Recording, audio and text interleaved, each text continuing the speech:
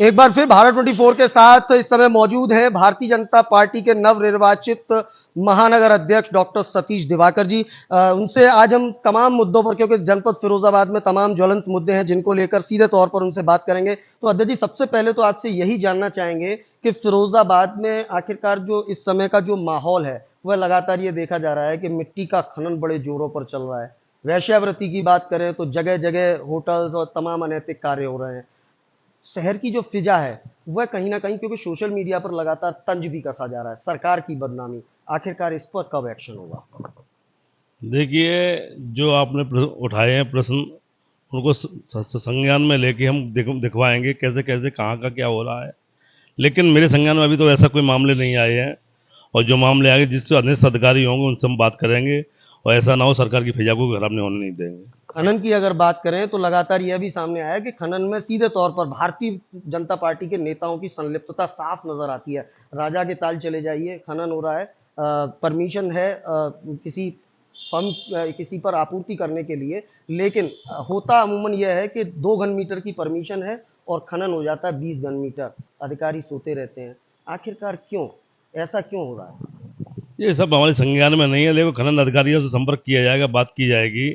देखो, खनन का काम तो इतना है, नगर निगम के, नगर पालिका के जो काम होते हैं उनके लिए उतना किया जाता है। अब जो संज्ञान में आएगा उसके बाद दिखाया जाएगा, करेंगे, उसको प्रयास करेंगे, ऐसा ना हो जिसकी सरकार की बदनामी हो। समाजवादी पार्टी की सरकार में जब रॉयल्टी हुआ करती थी मिट्टी पर, तब जो मिट्टी के डंपर की जो कीमत थी वो अमूमन 3,000 से लेकर 3,500-4,000 रुपए हुआ करती थी। आज योगी जी के शासन में रॉयल्टी जीरो है और वही डंपर 8,000 का, 9,000 का धड़ल्ले से बेचा जा रहा है। और कहीं ना कहीं कहा जाता है, क्योंकि सरकारी अगर निगम की भी बात करें तो नगर आयुक्त साहब ने भी चिंता व्यक्त इस पर की थी, क्योंकि विकास कार्य अवरुद्ध हो रहे हैं, क्योंकि निगम से उनको जो ठेकेदार होते हैं उनको जो पैसा मिलता है वो प्राय 3500 से 3,000 से 3500 4,000 मैक्सिमम। तो बाकी का जो अमाउंट है जब नहीं मिलता तो कार्य सीधे तौर पर बाधित होते हैं। तो रॉयल्टी जीरो होने के बाद मिट्टी के जो दाम है वो दुगने हो जाना, और पूर्व की सरकार में रॉयल्टी जब हुआ करती थी तब उस समय दाम बिल्कुल आधे होना, तो लगता नहीं कि दाल में कुछ काला है या पूरी दाल ही काली है?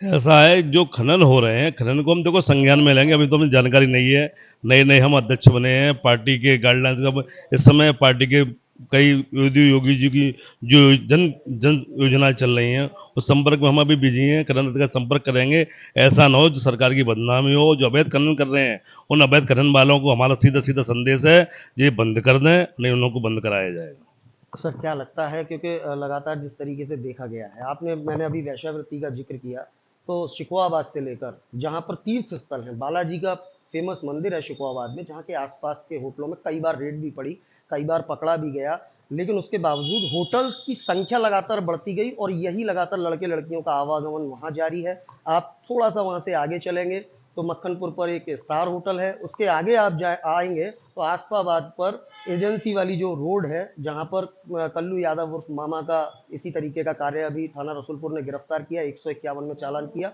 और छोड़ दिया गया। आप चले थोड़ा सा आगे और आइए, भारत टाकीज के पीछे वहां भी इसी तरीके का कार्य हो रहा है। नगला बरी पर होटल स्थित हैं, जैन मंदिर के आसपास तमाम होटल्स स्थित हैं। कामा सेंटर के ठीक सामने अगर बात करें तो रॉयल होटल है, स्टार होटल है, जिसमें इस तरीके का आवागमन है। थाना टूंडला की अगर बात करें, यहाँ से अगर आगे जाएंगे तो राजाताल वैष्णो देवी मंदिर और टूंडला, तमाम तरीके के ऐसे ही होटल हैं। कई बार कार्रवाई हुई, लेकिन हालात जस के तस बने हैं। पुलिस और तमाम जगह कैमरे लगे हुए हैं, कैमरों की निगरानी है, और उसके बावजूद इस तरीके का कार्य हो रहा है। तो क्या लगता है कि मौन सहमति है प्रशासन की और सत्ता पक्ष के नेताओं की, या आशीर्वाद दिया हुआ है भाजपा नेताओं ने और प्रशासन ने ऐसे लोगों को? देखिए, भाजपा नेता ऐसा कोई नहीं कर सकते। भाजपा नेता, भाजपा के जितने भी पदाधिकारी हैं, ऐसा कुछ नहीं है। जो लोग कर रहे हैं वो गलत कर रहे हैं। अभी हमारे संज्ञान में आएगा, उनको हम रोकने का प्रयास करेंगे, और अपने यहाँ के पुलिस सुप्रिटेंडेंट उनसे बात किया जाएगा, जिस तरह की ऐसी अनैतिक घटनाएं ना हो, जिससे माहौल की फिजा खराब हो, सरकार की बदनामी हो। हम अपना पूरा पूरा प्रयास करेंगे। तहसील से एक नो ड्यूज जारी होता है सतीश चंद के नाम से।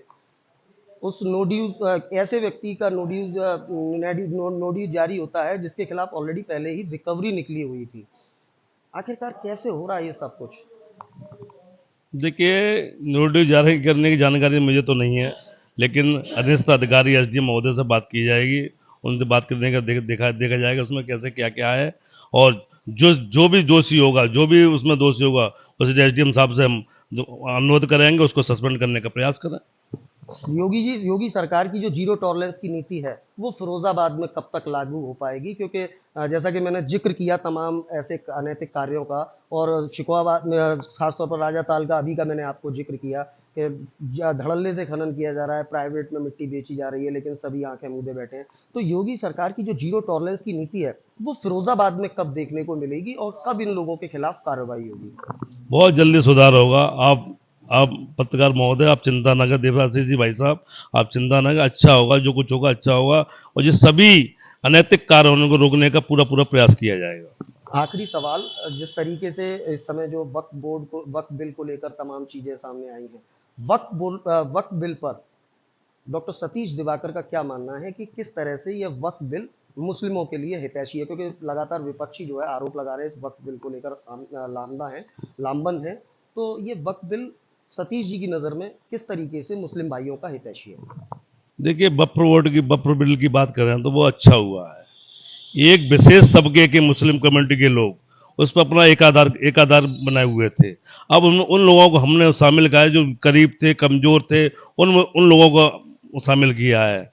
और ये वक्फ बोर्ड बिल सभी के लिए फ़ायदेमंद है, देश के हित के लिए। आपको जानकारी बता दूं देवाशीष जी, हिंदुस्तान पाकिस्तान से ज़्यादा ज़मीन वक्फ बोर्ड के पास थी। सेना के बाद रेलवे के बाद तीसरा नंबर वक्फ बोर्ड के बिल जमीन पे आता था। तो एकाधिकार बनाए हुए कुछ लोग ही बैठे थे, उनको सरकार ने उनको हटाने का कार्य किया है और जनहित में कार्य हुआ है, बहुत अच्छा हुआ है। और इसकी देखो, खुले मन से उन कमजोर लोगों को पूछो जो मुस्लिम समुदाय से आते हैं, अब आते हैं, उन बड़ी खुशी का माहौल है, उन्होंने खुशी की मोदी जी की जय जयकार की है। और ये वक्फ बोर्ड बिल सबके हित में है, सब अच्छा होगा। क्या लगता है भारतीय जनता पार्टी की महानगर इकाई क्या मुस्लिम भाइयों के बीच में जाकर वक्फ बिल के फायदे उनको समझाने वाली है? किस तरीके का आगे कार्यक्रम है, कैसे अभियान चलाने वाले हैं आप लोग? हम अपने अल्पसंख्यक मोर्चा के लोगों से कह रहे हैं, भी जाएंगे, समझाएंगे, लोगों को बताएंगे। असल में भ्रम की स्थिति बना रखी है, कुछ चुनिंदा लोगों ने भ्रम की स्थिति बना रखी है, और कुछ नहीं है। लेकिन वक्फ बिल बोर्ड सबके लिए फायदेमंद है, सब मुस्लिम भाइयों के फायदेमंद है, देश हित में है, देश हित में कार्य किया है, माननीय मोदी जी ने देश हित में कार्य किया से बात करने के लिए ये थे हमारे साथ भारतीय जनता पार्टी के महानगर अध्यक्ष डॉक्टर सतीश दिवाकर, जिनसे हमने तमाम मुद्दों पर बात की, फिरोजाबाद के तमाम ज्वलंत मुद्दों पर हमने बात की, वक्फ बिल पर हमने बात की। तो सीधे तौर पर उन्होंने कहा कि यह वक्फ बिल सीधे तौर पर उन मुस्लिम भाइयों के लिए फायदेमंद है जो अब तक मुख्य धारा से कटे हुए थे, और कहीं ना कहीं इस वक्फ बिल को लाकर सबका साथ, सबका विकास और सबके विश्वास की नीति को दृढ़ संकल्पित करने का काम सरकार ने किया है, और कहीं ना कहीं इसके फायदे भी अब वो जाकर घर घर जाकर मुस्लिम भाइयों को समझाने वाले हैं। फिलहाल इस खास इंटरव्यू में इतना ही। सहयोगी मयंक शर्मा के साथ मैं देवाशीष शर्मा, भारत 24 के लिए एक विशेष संवाद।